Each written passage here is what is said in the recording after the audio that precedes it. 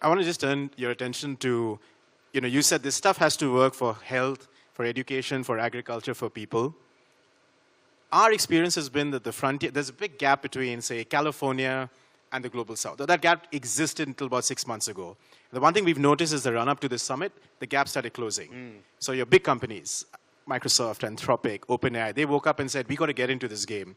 Do you genuinely see frontier labs wanting to play in this game of adoption in these particular sectors, where frankly the revenue model is still quite murky?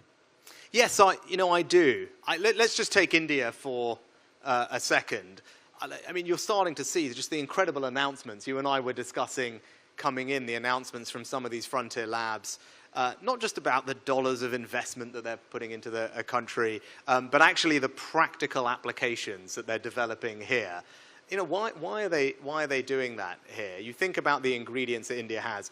It has one of the deepest pools of AI talent anywhere in the world.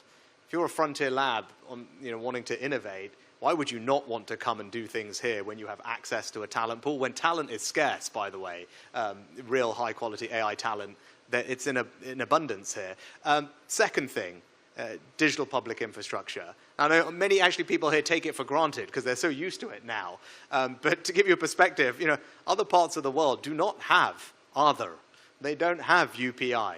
They certainly don't have, other than the UAE maybe, Ayushman, Bharat health accounts, right? Like these things, India has leapfrog ahead of many countries. And what they do is provide the distribution rails where you can develop a product that can be distributed to 1 billion people in a trusted, digitally verifiable way. That's extraordinary. And then the last thing, as I said, is this positivity in India that you see for this technology. Now, people don't adopt a technology that they're fearful of or they don't trust.